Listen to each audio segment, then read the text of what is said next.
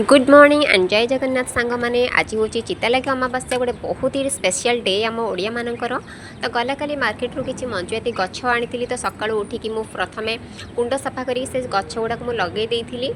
तो आज बहुत ही गोटे इंटरेस्टिंग जिनस आपको देखेबी भिडियोटी बिल्कुल भी स्किप करेंगे। आज मो सासू मुहर आप शुणे चितालागि अमावास्या उपलक्षे गोटे बहुत ही बढ़िया कविता से बहुत ही भल भल कविता लिखती बहुत पुरस्कार पाई तो आगू जब एमती मीठा मीठा कविता आप शुणापी चाहूँगी तो निहाती चैनल को सब्सक्राइब करदेवे।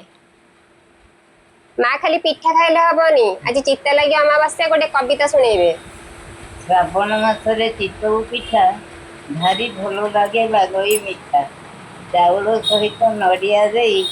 ग्राइंडिंग करी प्रथमे सही बहु पर मोर चितऊ पिठा नरम कअँल फुल परिका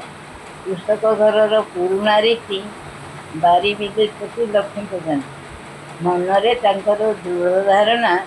गेंडा काटबनी फसल जाना। बढ़िया पूरा चमत्कार